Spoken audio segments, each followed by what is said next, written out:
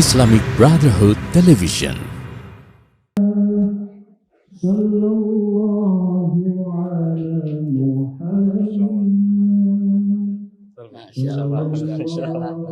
أهلا يا مرحبا بارك الله فيك.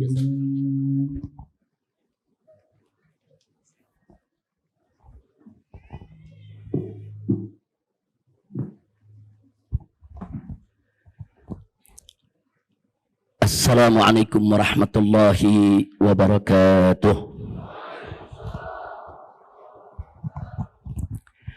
Bismillah walhamdulillah wassalatu wassalamu ala rasulillah wa ala alihi wa sahbihi wa mawala.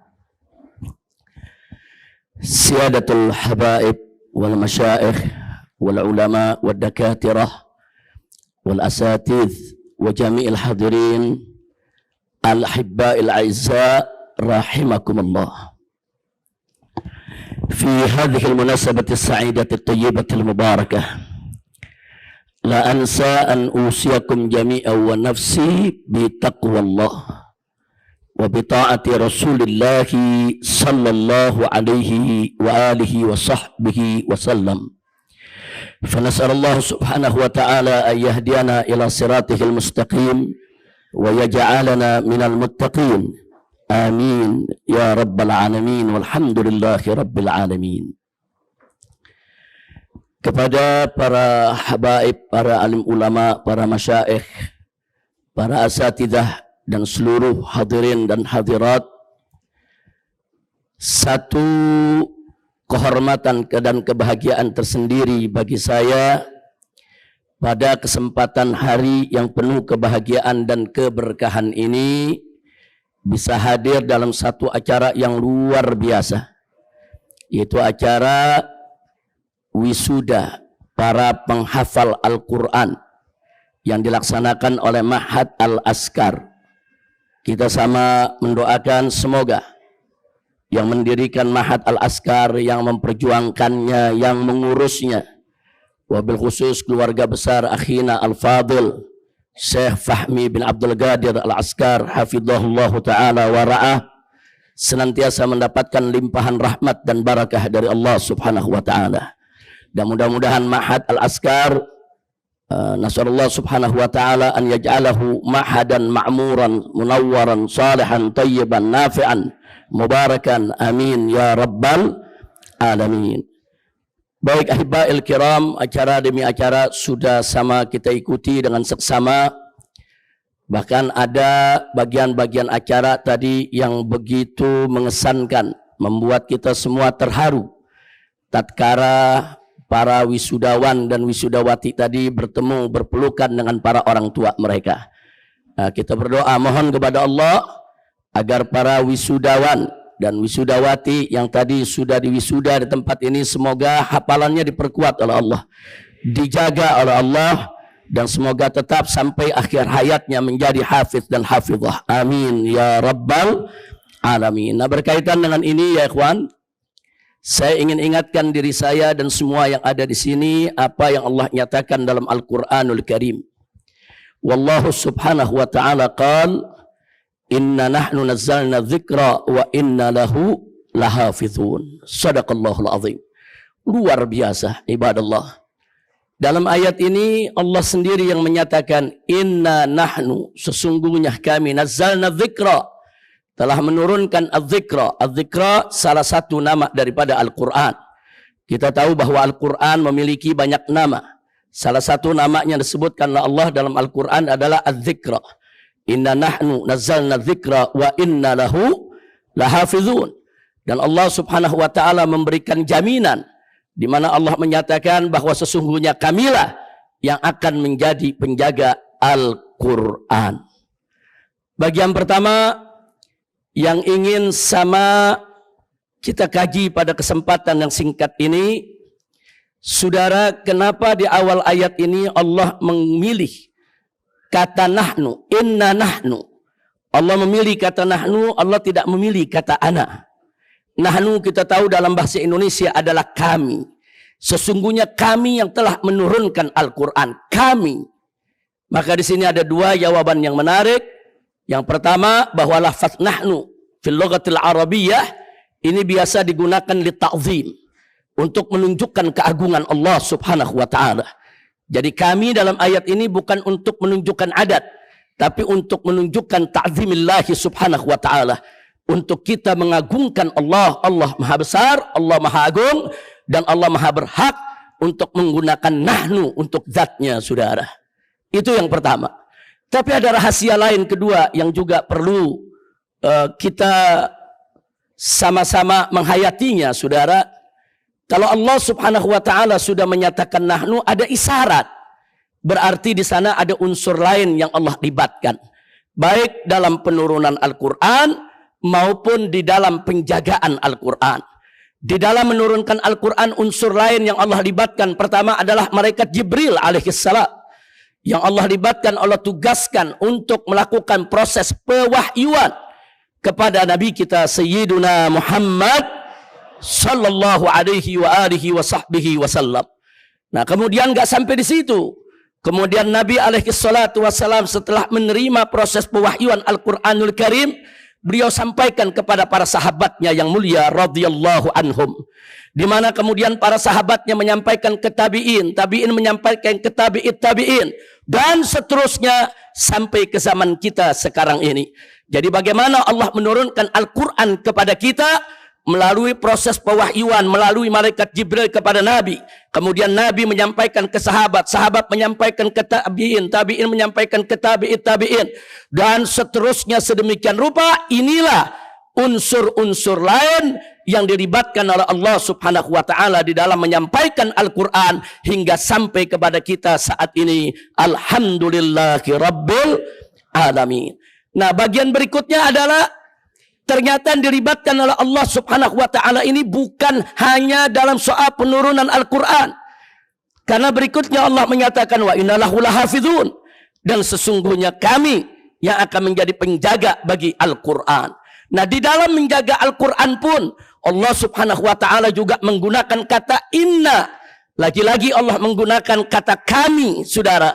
Kenapa? Karena ternyata di dalam menjaga Al-Quran Allah juga melibatkan unsur-unsur lain. Allah pilih, Allah berikan tugas kepada mereka untuk menjaga Al-Quran. Nah, siapa di antara yang dipilih oleh Allah untuk menjaga Al-Quran? Al-Huffaz. Mereka-mereka yang menghafal Al-Quranul Karim. Jadi orang-orang yang dipilih oleh Allah, saudara, di seluruh dunia ini Allah anugerahkan kepada mereka hafalan Al-Quranul Karim. Berarti mereka dipilih oleh Allah ikut menjadi penjaga Al-Quran. Subhanallah. Jadi perlu kita ketahui bahwa Al-Quran sejak awal, dari zaman Nabi alaihi salatu wassalam sampai hari ini, mahfuzun fi suduril muslimin. Mahfuzun fi sudur, bukan mahfuzun fi sutur, saudara.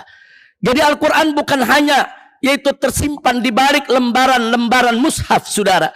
Tapi yang lebih utama lagi adalah Al-Quran disimpan oleh Allah di dada-dada orang yang beriman. Makanya mari kita lihat sepanjang sejarah kolonialisme, saudara. Tatkala negara-negara barat melakukan gelombang penyerangan terhadap negeri-negeri Islam, yang pertama mereka sita, kumpulkan, dan bakar adalah mushaf Al-Quran di berbagai negeri. Ya, mereka menginginkan tatkala mushaf Al-Quran itu dibakar di berbagai negeri, maka Al-Quran akan hilang dari tengah umat Islam. Karena mereka, orang-orang musuh-musuh Islam ini sadar betul bahwa Al-Quran itu adalah golbul Islam. Al-Quran itu adalah jantungnya Islam. Kalau ingin menghancurkan Islam, hancurkan Qurannya. Kalau ingin merusak Islam, rusak Al-Qurannya, saudara. Maka itu di benak mereka pikir dengan membakar Al-Quran, memusnahkan mushaf Al-Quran di berbagai negeri yang mereka lakukan gelombang serangan habis-habisan. Mereka pikir dengan itu Al-Quran akan hilang dari tengah-tengah umat Islam, saudara. Mereka tidak tahu kalau Al-Quran itu disimpan oleh Allah bukan hanya fis sutur, tapi Allah simpan fis sudur, fis suduril mukminin. Allah simpan di dada, di jiwa daripada orang-orang yang beriman. Jutaan mushaf mereka terbakar, tapi ternyata Al-Quran tetap tidak hilang. Kenapa? Al-Quran terjaga dalam hafalan umat Islam, Al-Quran terjaga dalam dada umat Islam, Al-Quran terjaga dalam jiwa-jiwa umat Islam yang tersebar di seluruh dunia. Sehingga begitu satu mushaf dibakar, besok umat Islam bisa membuat mushaf-mushaf yang lainnya. Begitu 1 juta mushaf dibakar, besok umat Islam bisa mencetak, menulis kembali, yaitu mushaf-mushaf Al-Quran yang berasal dari hafalan mereka yang dianugerahkan oleh Allah Subhanahu wa ta'ala. Alhamdulillahi Rabbil Alamin. Jadi kita nggak usah khawatir, Al-Quran ini saudara sampai hari kiamat akan tetap dijaga oleh Allah. Itulah salah satu mukjizat Al-Quran, yaitu mukjizat abadi. Mukjizat abadi. Kenapa kita katakan mukjizat abadi saudara? Karena Al-Quranul Karim tetap bisa disaksikan sebagai mukjizat, tetap bisa dirasakan sebagai mukjizat sepanjang zaman. Ini perlu kita garis bawahi saudara, mukjizat Nabi banyak. Ada air jernih yang keluar dari jari jemari Nabi. Ada bulan yang bisa dibelah. Begitu banyak mukjizat yang Allah berikan. Tapi jangan lupa, semua mukjizat-mukjizat tersebut hanya bisa disaksikan dan dirasakan oleh mereka yang hidup di zaman Nabi, saudara. Hanya bisa dilihat, dirasakan oleh mereka yang ada dulu bersama Nabi, ikut menyaksikannya. Sementara saat ini kita hanya mendengar ceritanya, saudara, sebagai fakta sejarah. Tapi Al-Quran sebagai mukjizat tetap bisa dilihat, tetap bisa didengar, tetap bisa disaksikan, tetap bisa dirasakan mukjizatnya saudara sepanjang zaman oleh seluruh pengikut Nabi kita Sayyiduna Muhammad sallallahu alaihi wasallam. Maka itu sepakat para ulama menyebut Al-Quran sebagai Al-Mu'jizatul Kubra, sebesar-besarnya mukjizat yang pernah diterima oleh Nabi kita Sayyiduna Muhammad sallallahu alaihi wasallam. Maka itu tadi saya sampaikan saudara, musuh-musuh Islam selalu berpikir dan selalu berusaha bagaimana Al-Quran ini akan hilang dari tengah umat Islam. Nah, setelah mereka gagal menghancurkan fisik dari mushaf Al-Quran, karena umat Islam jutaan yang menghafal Al-Quran, akhirnya mereka mulai berpikir cara lain. Dan itu terjadi saudara di awal daripada abad ke-19, di awal tahun 1800-an. Muncullah para mustasyriqun, muncullah para orientalis. Saudara, mereka mencoba untuk menggunakan cara lain bagaimana Al-Quran ini hilang dari tengah-tengah umat Islam, saudara. Caranya mereka baca Quran, mereka pelajari Al-Quran, mereka gali Al-Quran. Untuk apa? Untuk mencari celah mana yang bisa diserang oleh mereka, untuk menimbulkan tasykik, untuk membuat umat Islam meragukan Al-Quran. Masya Allah, serangan ini begitu dahsyat. Ini serangan keilmuan. Mereka melancarkan al-ghazwul fikri, perang urat saraf, perang pemikiran. Saudara, mereka tanamkan keraguan di tengah-tengah umat Islam terhadap Al-Quran mereka, terhadap Al-Quran yang dimiliki oleh umat Islam, saudara. Jadi mari kita lihat, mereka korek, mereka cari bagaimana kesalahan daripada Al-Quranul Karim. Tapi alhamdulillah, semakin mereka gali Al-Quran, semakin mereka cari Al-Quran, bukan celah yang mereka dapat, bukan kesalahan yang mereka dapat, bahkan makin terungkap keajaiban-keajaiban dan keagungan Al-Quranul Karim. Satu contoh saja saya ingin sampaikan pada kesempatan ini. Satu saja ya ikhwan. Di dalam surat Yunus ayat 92. Allah berfirman, faqala ta'ala, wal yawma nunajjika bi badanika litakuna liman khalfaka ayah. Shadaqallahul azim. Dalam ayat ini Allah subhanahu wa ta'ala menceritakan kepada kita bagaimana tentang cerita Fir'aun yang menghadapi Musa yang tidak pernah mau beriman. Tapi begitu Allah tenggelamkan di tengah lautan, detik-detik ajalnya tiba, Allah subhanahu wa ta'ala memberikan jaminan, saudara. Wal yauma, dan hari ini, nunajjika bibadanika, kami selamatkan kau punya jasad, hai Fir'aun. Kami selamatkan badanmu, hai Fir'aun. Untuk apa? Litakuna liman khalfaka ayah. Supaya menjadi pelajaran sebagai tanda kebesaran Allah bagi generasi penerus yang akan datang setelahmu. Ayat ini menarik. berabad-abad dibaca oleh umat Islam, tidak pernah ada masalah, ya kawan. Pertama kali diturunkan di diturunkan saudara di Mekah, di Madinah, di zaman para sahabat, tidak pernah ada tasawulat terhadap ayat ini, saudara. Terus tidak pernah. Begitu masuk tahun 1800-an, yang tadi kita ceritakan, mulai muncul serangan terhadap ayat ini dari kaum orientalis. Kaum orientalis mengatakan, ini Tuhan kalian, hai umat Islam. Di dalam Quran mengatakan, ada badan Fir'aun yang dilestarikan. Ada jasad Fir'aun yang dijaga sebagai pelajaran bagi generasi penerus yang akan datang. Sekarang mereka tantang umat Islam. Tunjukkan kepada kami mana jasad Fir'aunnya. Ini pertanyaan tidak bisa dijawab oleh ulama pada saat itu, saudara.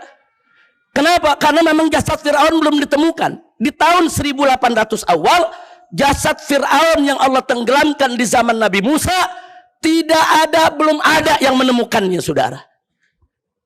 Lalu kenapa tidak ada hadis yang menunjukkan itu jasad di mana? Karena sahabat nggak ada yang bertanya. Lalu kenapa tidak ada athar yang menunjukkan di mana jasad tersebut berada, saudara? Karena nggak pernah diperbincangkan oleh para sahabat maupun tabi'in dan tabi'in. Sehingga ketika itu para ulama kita hanya bisa menjawab amanna billah wa bima jaa 'anillah ala muradillah.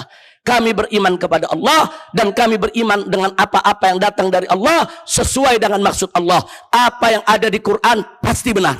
Berita apapun yang Allah sampaikan pasti benar. Kalau Allah nyatakan jasad Fir'aun itu ada, pasti ada. Kalau Allah nyatakan jasad Fir'aun itu dilestarikan, pasti dilestarikan. Mustahil Allah berdusta. Mustahil ada berita yang tidak benar ada dalam Al-Quranul Karim. Cuma yang jadi persoalan sekarang, ibadallah, orang-orang orientalis ini menuntut umat Islam. Buktikan dong kalau Quran kalian benar. Buktikan dong kalau firman Tuhan kalian di tempat di Al-Quran ini benar. Mana jasadnya? Nggak ada jasadnya. Belum ada satupun yang tahu di mana itu jasad Fir'aun yang di zaman Nabi Musa. Subhanallah, saudara. Allah sudah berjanji, inna nahnu nazzalna dzikra wa inna lahu lahafizun.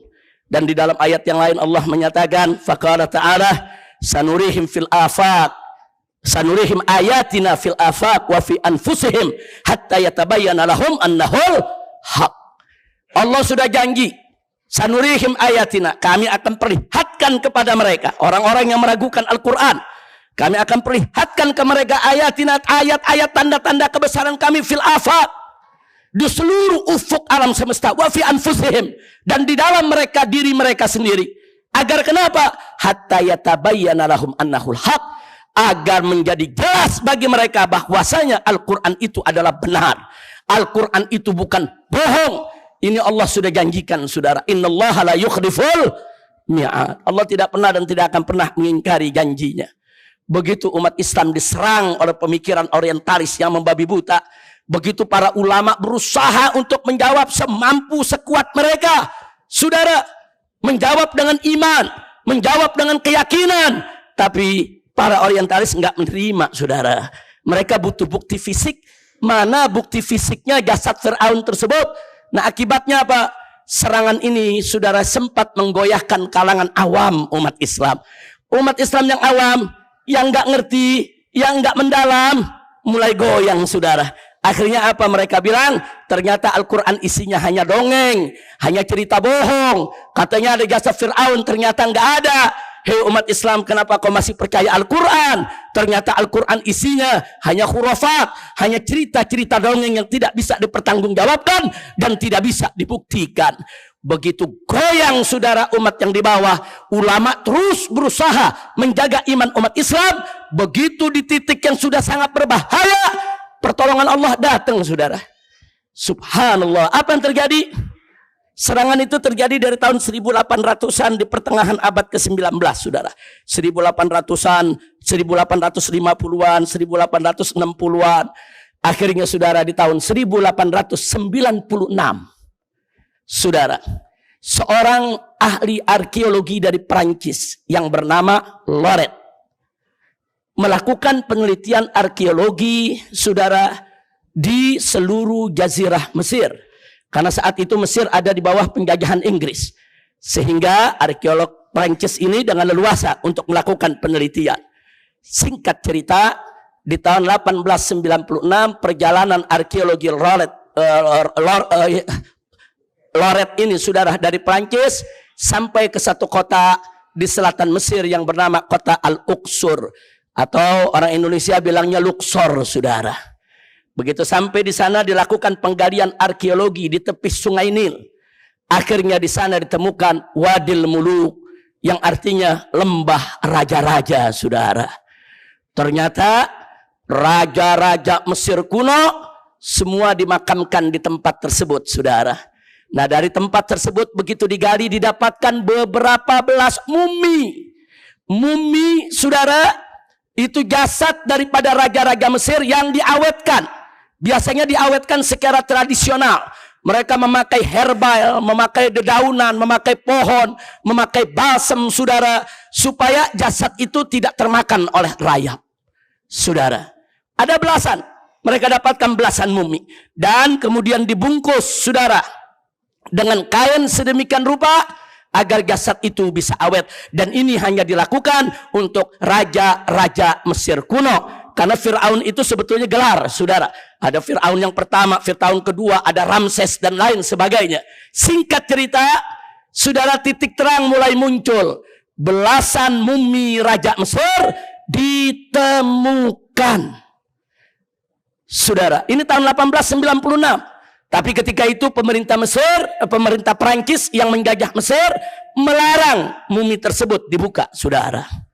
Tapi sudah mulai ada tasaulat. Oh, jangan-jangan ini salah satunya adalah jasad Fir'aun yang di zaman Nabi Musa. Makanya pemerintah Prancis nggak kasih buka dulu. Karena kalau ini dibuka ternyata betul ada jasad Fir'aun zaman Nabi Musa, maka serangan mereka bubar semua saudara. Serangan pemikiran mereka selama ini mengganyang umat Islam bubar saudara. Maka itu saudara, berita ini mereka sembunyikan. Singkat cerita saudara, di tahun saudara 1900 awal 920-an saudara, seorang arkeolog dari Prancis juga, Elion Smith namanya saudara. Elion Smith ini mendapatkan izin untuk membuka daripada pengikat, membalut daripada mumi-mumi tadi saudara. Kenapa dibiarkan sampai hampir 30 tahun saudara? Karena mumi ini nggak boleh sembarang dibuka. Kalau dalam keilmuan takut begitu dibuka rusak, akhirnya bukti sejarah hilang saudara. Jadi cara membukanya pun mereka harus pakai teknologi. Mereka tunggu, mereka selidiki sedemikian rupa. Baru di tahun 1920-an dibuka saudara. Yang buka adalah Elion Smith atas izin pemerintah Prancis. Begitu dibuka, dari sekian belas jasad yang ada, hanya satu jasad yang kelihatannya jauh lebih utuh dibandingkan jasad yang lain saudara. Jasad yang lain sudah hampir punah. Jasad yang lain sudah hampir rusak udah saudara. Tapi ada satu jasad saudara yang kelihatan sangat utuh saudara dibandingkan jasad-jasad yang lain. Di sini Elion Smith dan kawan-kawan mulai curiga saudara. Jangan-jangan ini jasad Fir'aun yang ada di zaman Nabi Musa. Tapi itu nggak berani mereka umumkan saudara. Akhirnya jasad-jasad tersebut dibawa ke Prancis, disimpan di museum di Prancis, disembunyikan sampai tahun 1975. Luar biasa saudara, hampir 100 tahun dia sembunyikan. Kenapa disembunyikan? Supaya mereka tetap enak nyerang umat Islam. Mana buktinya? Mana buktinya jasad Fir'aun? Mana buktinya? Itu ayat bohong, itu ayat fiktif, itu ayat khurafat. Dia mau olok-olok umat Islam saudara. Tapi alhamdulillah di tahun 1975 seorang ahli forensik Prancis, Profesor Dr. Maurice Bucaille saudara, dia mendapatkan izin dengan tim forensiknya untuk meneliti jasad dari mumi-mumi tadi saudara. Begitu diteliti, akhirnya Profesor Dr. Maurice Bucaille saudara mendapatkan fakta.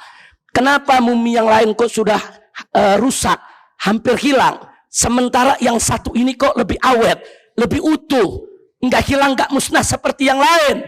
Profesor Dr. Maurice Bucaille di dalam kesimpulannya, tim forensik menyatakan ternyata jasad Fir'aun itu bisa awet karena seluruh rambut, kulit, tulang berisi kadar garam yang sangat tinggi. Subhanallah, dari mana itu garam masuk saudara? Dari mana itu garam masuk saudara? Kalau bukan Allah yang masukkan, banyak orang tenggelam di laut, saudara. Tapi enggak, kadar garamnya enggak masuk ke seluruh daripada bagian tubuhnya. Banyak orang mati di laut, tapi akhirnya busuk di lautan, saudara. Tapi ini lain. Kalau dia banyak kadar garamnya. Kenapa? Karena ini adalah jasad Fir'aun yang ditenggelamkan oleh Allah di lautan, saudara. Allah yang asinin Fir'aun, saudara. Subhanallah. Jadi Boros Mikhail bilang, ini bisa dipastikan ini jasad Fir'aun mati karena tenggelam di tengah laut. Seluruh lapisan bagian tubuhnya, dari rambutnya, kukunya, tulangnya, kulitnya, saudara, semua mengandung kadar garam yang tinggi sehingga dia tidak rusak dan tidak mudah untuk dimakan rayap. Subhanallah walhamdulillah wa la ilaha illallah wallahu akbar. Artinya apa? Saudara, ulama nggak mampu jawab, umat Islam nggak mampu jawab, serangan kaum orientalis Allah yang jawab, saudara. Innalahu lahafidhun wa innalahu lahafidhun. Jadi begitu mereka serang Al-Quran, Allah yang jawab, saudara. Dan Allah buktikan, saudara, melalui penelitian mereka sendiri, lewat tangan mereka sendiri, saudara. Kenapa? Sebab kalau yang menemukan profesor Islam, kalau yang menemukan dokter Islam, nanti mereka bilang ini hanya mengklaim. Tapi kalau yang menemukan profesor non-Islam, saudara, mereka tidak bisa pungkiri lagi. Nggak sampai di situ, Profesor Maurice Bucaille menyelidiki lebih jauh lagi dengan timnya, saudara. Apa dikatakan? Ternyata jasad ini mati berdasarkan ilmu forensik bukan karena tenggelam, tapi karena apa? Karena depresi. Dia kaget, saudara, depresi, gantungnya terserang, semua sarafnya terserang, dan dia mati, saudara. Jadi bukan hanya karena urusan tenggelam. Nah, ternyata begitu kita baca sejarah Fir'aun, bagaimana nggak depresi? Kerajaan dia punya, pasukan dia punya, harta benda dia punya, saudara. Dia yakin dia bakal menang lawan Nabi Musa alaihissalam. Nabi Musa pengikutnya orang-orang miskin. Dia yakin bukan lagi 100%, 1.000.000% dia yakin dia bakal menang. Dia bakal bisa libas itu Musa dan pengikutnya, saudara. Dengan kekayaannya, dengan pasukannya, dengan kekuatannya. Ternyata yang terjadi, seluruh pasukannya ditenggelamkan oleh Allah di tengah lautan. Dia lihat dengan mata kepalanya bagaimana pasukannya dihantam oleh ombak, saudara. Bagaimana kapal-kapal, bagaimana kuda-kuda yang digunakan oleh dia hanyut dalam gelombang, saudara. Semua Allah hancurkan depan mata dia. Dia nggak sangka seorang Musa yang dipandang remeh, seorang Musa yang dipandang rendah, seorang Musa yang bukan raja bisa menghancurkan dia sedemikian rupa, saudara. Kaget, depresi, terserang semua sarafnya, mati, lalu tenggelam. Subhanallah. Saudara, dari situlah akhirnya Profesor Maurice Bucaille masuk Islam, saudara. Dari situ, saudara, dia tadinya nggak boleh diumumkan. Dia punya hasil daripada penelitiannya oleh pemerintah Perancis. Tapi dia bilang nggak bisa. Dia masuk Islam, ini kebenaran yang harus diumumkan ke seluruh dunia. Nah, akhirnya begitu diumumkan, satu ayat diserang oleh mereka hampir 100 tahun. Allah jawab. Setelah umat Islam nggak mampu jawab, Allah jawab dengan caranya, saudara. Karena nggak ada jaminan dari Allah. Kalau mengungkap harus orang Islam, nggak ada jaminan, saudara. Allah bisa mengungkap kebenaran itu dengan cara Allah melalui tangan siapa saja. Yang jelas, Allah buktikan di hadapan seluruh umat manusia. Maha benar apa yang Allah ceritakan dalam Al-Quran. Alhamdulillah. Nah, ini yang saya mau ceritakan sedikit. Artinya, saudara, kita hati-hati di zaman sekarang ini. Mereka tidak lagi membakar fisik Al-Quran. Kalau ada membakar fisik Al-Quran itu cara-cara kuno itu. Udah ketinggalan zaman. Sekarang ini mereka menghancurkan Al-Quran, saudara, dengan jalan mencari celah dalam Al-Quran. Bahkan saat ini, saudara, mereka menantang umat Islam untuk menggunakan hermeneutika di dalam menafsirkan Al-Quran. Hati-hati, saudara. Hermeneutika itu adalah metodologi menafsirkan kitab suci, saudara, yang dicurigai kalau dalam kitab suci tersebut, saudara, ada kata-kata yang sudah dirubah, ada kalimat yang dirubah. Dan ini digunakan oleh para orientalis untuk menguji Bible dan menguji Taurat. Hasilnya menggunakan hermeneutik. Setelah mereka uji Bible, mereka uji Taurat, ternyata dalam Bible dan Taurat banyak kepalsuan, saudara. Nah, tahu-tahu sekarang hermeneutik mau dibawa ke Al-Quran, mau dipakai untuk menafsirkan Al-Quran. Tunggu dulu, saudara. Anda tahu salah satu prinsip yang dipegang oleh hermeneutik, siapa yang ingin menggunakan hermeneutik terhadap suatu kitab suci, dia harus yakin dulu kalau di depan dia itu buku biasa, bukan kitab suci, saudara. Ini prinsipnya saja sudah bertentangan dengan ilmu tafsir, saudara. Mana mungkin umat Islam menafsirkan Al-Quran dengan tidak meyakini Al-Quran sebagai kitab suci, ibadallah. Maka itu maaf, saya amanatkan betul kepada umat Islam, khususnya kepada para dakatirah. Hari ini hermeneutik ini lagi digandrungi, masuk ke pondok-pondok pesantren, masuk ke perguruan-perguruan tinggi. Jadi maksud saya, kalau hermeneutik ini kita pelajari untuk kita kuliti bahwa dia tidak cocok untuk Al-Quranul Karim, saya sangat mendukung itu. Tapi kalau hermeneutik dipelajari di perguruan tinggi untuk menguliti Al-Quran, nastaghfirullahaladzim wa natubu ilaih. Jangan sampai itu terjadi, ya ikhwan. Nah, saya tidak ingin panjang lebar bicara tentang hermeneutik di sini. Satu ilmu yang cukup luas. Saya hanya ingin mengingatkan, hermeneutik merupakan salah satu senjata bagaimana mendongkel Al-Quran, merusak Al-Quran, mengkuliti Al-Quran, saudara. Untuk apa tujuannya? Untuk taskik, saudara. Untuk supaya umat Islam ragu dengan kitab sucinya, saudara. Nah, maka itu inilah serangan modern sekarang terjadi terhadap Al-Quran. Baiklah, itu saja yang ingin saya sampaikan kepada para wisudawan. Kita ucapkan selamat, yaitu di mana mereka telah berprestasi, mereka telah berkarya, dan terima kasih kepada Yayasan Al-Azkar, yaitu Syekh Fahmi dan kawan-kawan telah menggelar acara ini. Gelar wisuda semacam ini sangat bagus, ikhwan. Jangan nanti dianggap ini mau pamer, ini ria, bukan. Ini merupakan apa? Ini merupakan apresiasi. Kita menghargai pencapaian keilmuan. Orang belajar tahunan menghafal Al-Quran, saudara. Berikan mereka motivasi. Nah, ini salah satu cara apresiasi mereka. Berikan penghargaan, kasih motivasi. Sekaligus ini akan mendorong adik-adik kelasnya untuk ikut berprestasi, saudara. Jadi acara wisuda semacam ini adalah acara yang bagus, sangat manfaat, dan bisa memberikan motivasi kepada kita semua agar kita juga bisa mendorong anak-anak kita agar mau menjadi penghafal Al-Quran, insya Allah. Nah, kemudian kepada para wisudawan yang baru saja diwisuda tadi, yang sudah lulus, tadi diingatkan oleh Profesor Dr. Zaid, saudara, bahwa jangan lupa tuh, yaitu al-murajaah al-mustamirrah. Jangan lupa untuk selalu diulang hafalannya, selalu diulang. Dan yang kedua, tadi beliau amanatkan kepada kita, Profesor Dr. Zaid ini, beliau ingatkan untuk taklim, ajarkan. Karena ilmu kalau diajarkan akan bertambah. Ilmu Al-Quran kalau kita ajarkan, Al-Quran tidak akan meninggalkan kita, ya ikhwan. Insya Allah hafalan itu akan melekat sampai kita menghadap Allah Subhanahu wa Ta'ala. Nah, kemudian yang berikutnya jangan lupa, karena tadi saya dengar di sini datang dari berbagai daerah, tolong para penghafal Quran yang sudah lulus, yang sudah kembali ke daerahnya, tolong sebarluaskan itu Al-Quranul Karim, sebarluaskan ilmu Anda, sebarluaskan, berikan kabar gembira kepada seluruh umat Islam bahwa kitab suci Al-Quran begitu agung, menjadi mukjizat abadi, mukjizat yang paripurna, mukjizat kubra yang terbesar dibandingkan dengan mukjizat-mukjizat lainnya. Kasih kabar gembira kepada seluruh umat Islam yang ada di kampung-kampung Anda, tempat tinggal Anda, bahwa beruntung mereka menjadi pengikut Nabi yang memiliki Al-Quranul Karim. Nah, ini yang ingin saya sampaikan. Jadi betul yang dikatakan Profesor Dr. Zaid tadi, begitu juga yang disampaikan oleh yang lainnya. Jangan sampai setelah selesai wisuda kemudian nggak diamalkan, nggak dimanfaatkan.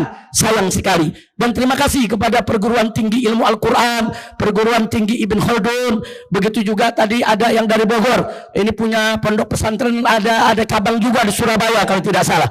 Nah, Ustadz Ali Sodikin. Nah, ini beliau-beliau ini alhamdulillah telah bekerja sama, dan tadi kita sudah lihat mereka siap, perguruan tingginya, mahatnya menyiapkan beasiswa bagi wisudawan dan wisudawati yang berprestasi. Mudah-mudahan diberikan ganjaran oleh Allah Subhanahu wa Ta'ala dengan ganjaran yang berlipat ganda. Nah, itu saja yang bisa kita sampaikan. Nah, baik, sekali lagi kepada wisudawan semuanya, kita minta terus amalkan Al-Quranul Karim. Jangan sampai Al-Quranul Karim itu tidak kita amalkan. Nah, baiklah, itu saja. Saya tidak ingin berpanjang lebar lagi karena waktu juga sudah cukup siang. Terima kasih atas segala perhatiannya. Mohon maaf atas segala kekurangannya. Dan jangan lupa para wisudawan yang sudah pulang nanti doakan selalu, yaitu para gurunya, para ustadznya, yang ada di Ma'had Al-Askar, baik yang di Kendari, yang di Bogor, yang di Jabotabek dan lain sebagainya. Doakan agar mereka senantiasa diberikan Allah panjang umur, dalam sehat walafiat, dalam taat dan ibadah, dan selalu mendapatkan kemenangan dalam perjuangan dakwahnya. Itu saja, terima kasih atas segala perhatiannya, mohon maaf atas segala kekhilafan dan kekurangannya. Hadani Allah wa iyyakum ila siratal mustaqim. Wassalamualaikum warahmatullahi wabarakatuh.